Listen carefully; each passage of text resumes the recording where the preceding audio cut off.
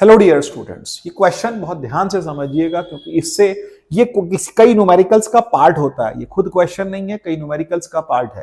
थोड़ा ध्यान से समझिएगा। कहता है electron is revolving around the nucleus in a circular orbit of radius 10 power 7 metre per second if the radius is this much.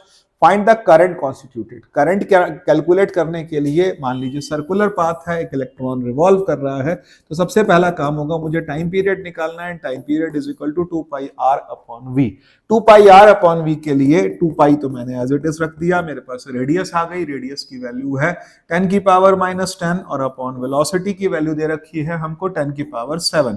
तो that is time is 2 into 10 की power -17 seconds आ गया।